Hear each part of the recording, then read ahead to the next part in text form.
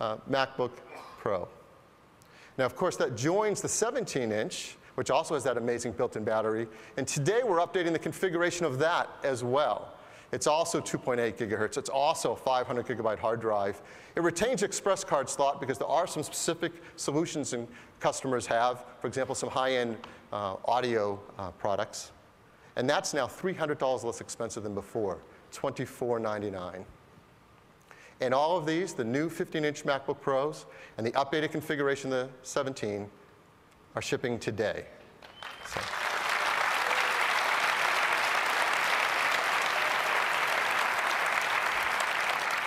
So the MacBook Pro is an amazing notebook computer. We make another unibody computer as well, a 13-inch aluminum design. And today, we're going to update that, too. The new 13-inch notebook has the same revolutionary built-in battery. And this is incredible. In a notebook this small and this thin and light, it also gets up to 7 hours of battery life. Again, 2 hours more than before, 40% more battery life. And yet, it stays just as thin and just as light. And also, this 13-inch notebook gets that same incredible new high vivid color, 6% greater gamut display. And if you look on the I/O on the side of it, there's that SD card slot as well. Now, this did not have an express card slot, so we really challenged the engineering team to make room to fit in that SD card slot, and they did it. Now, you're looking at this and you're saying, wow, it's got a lot of the cool features of the 15-inch MacBook Pro. At what point isn't this just a MacBook Pro? So we challenged the engineering team, let's go further. What other things can we add to just make it a MacBook Pro? So this new 13-inch notebook also can expand up to 8 gigabytes of memory. This new little 13-inch notebook can also have up to 500 gigabytes of storage, a 256 gig of SSD inside. And then a feature that I know many of our customers love about a MacBook Pro is the built-in LED backlit keyboard is now standard in it as well. A lot of great features. Let's go back to that I/O. If you look a little further down past that SD slot, you're going to see something else we've put in there as well. Yeah.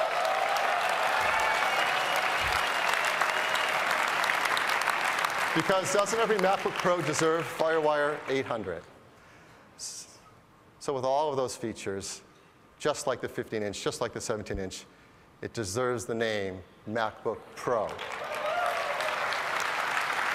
Now, in every way, this is what you expect from a MacBook Pro, except one. Starts at just $11.99. Yes. Now, that's less expensive than the 13-inch aluminum MacBook it replaces. And that's amazing. So here's the standard channel configurations. Again, you can build even more in the store. At $11.99, you get a 2.26 gigahertz Core 2 Duo, 2 gigs of DDR3 memory, the integrated NVIDIA 9400M graphics, 160 gig hard drive, and all those great features like the long life battery and the SD card slot. At $14.99, 2.53 gigahertz, 4 gigs of memory, 250 gigabyte hard drive. So great configurations. And the new 13-inch MacBook Pro is available today.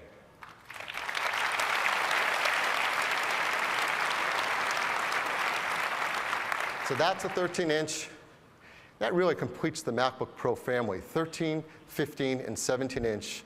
New features, all amazing battery life, all backlit keyboards, the ability to expand. And they start at just $11.99, $16.99, and $24.99. Phenomenal pricing. It's the most affordable lineup we've ever had. Now, if you know some of the other things we've been up to lately, you know that just a week and a half ago, we updated the configuration of the white plastic 13-inch MacBook. So that has a slightly faster processor and bigger hard drive. So to complete the picture, we're also going to update the MacBook Air today as well, with some more aggressive configurations and pricing. Now, a 1.8 gigahertz, it's a faster processor for just $14.99. That's $300 less expensive than before. And if you like SSD, you can get a 128 gigabyte SSD config with a 2.13 gigahertz processor. That's $17.99. And if you looked where we were just before this keynote started, that's $700 less expensive than the previous configuration. So these notebooks, and they already were so far ahead of the competition, in so many ways, and they just leap even further ahead now. And one of the areas they're far ahead, and we're really proud of this, is being environmentally friendly as well. All of these notebooks, and no one else can say this, every MacBook Pro, every MacBook Air meets the stringent EPEAT Gold standard. That's really important for environmentally friendly design. And every one of them meets Energy Star version 5. That's the new version coming out this summer, and they already all meet that. And because of that, we're really proud to say this is the world's greenest lineup of notebooks. So great notebooks. Thank you. Amazing hardware, products that our customers really going to love and appreciate. And what does it deserve? Great hardware deserves great software. I think this audience knows that better than anyone. Great software. So to tell you what's going on with Mac OS X, I'd like to invite up Bertrand Serlet.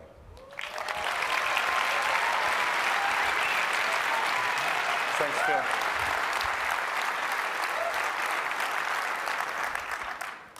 Good morning. Over the years, the feature set of Mac OS X has grown to an incredible portfolio. And our latest release, Leopard, is the most successful software product Apple has ever had, with features like cover flow in Finder, Quick Look, Time Machine. Our users really love it, and so does the press. It's by far the best operating system written for the vast majority of consumers. What a sharp contrast with what's been happening up north. Here's the press again. Vista has failed to catch on with mainstream computer users, while businesses have shunned it outright. Indeed, Microsoft has dug quite a big hole for themselves with Vista. And they're trying to get out of it with Windows 7. But underlying Windows 7, you have the same old technologies, DLLs, the registry, disk defragmentation. No end user should ever have to know about that. The user account control, that's the security subsystem that prevents your PC from being infested at the cost of tons of alerts. And in Windows 7, to address the alerts problem, even more complexity thrown upon the user. So that's Windows 7, same old technology as Vista. Fundamentally, it's just another version of Vista. We come out from such a different place. We love Leopard. We're really happy how it has turned out. We're proud of Leopard. And so when it became time to think about the next big cat, we decided to name it Snow Leopard, to build upon Leopard. And the challenge that we set for ourselves is to build a better Leopard. So what does that mean? 3 things. First, lots of refinements across board. Second, powerful new technologies. And third, Exchange support. So let me talk to each in turn. First, refinements. You know, Mac OS X is made up of a lot of projects, over 1,000 projects. And for Snow Leopard, we've decided to refine over 90% of all those projects. So let me give you some examples. The Finder. We actually love the way the Finder is in Snow Leopard. And so for Snow Leopard, we did not change it, at least the user interface. What we did do is rewrite it using our modern toolbox, Coco, so that we are better positioned for the future. And from that rewrite, there's lots of little benefits, lots of little touches that you'll start noticing once you, excuse me, once you start using Snow Leopard. Next, the dock. In Leopard, we added a beautiful 3D rendering for the dock.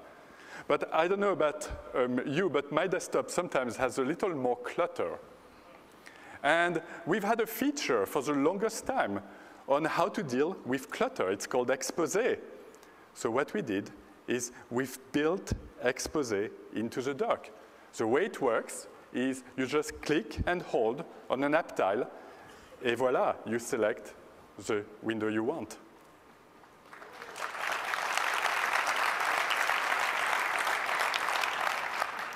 Next, installation. That's probably your first contact with Snow Leopard, and we've made it even faster, up to 45% faster.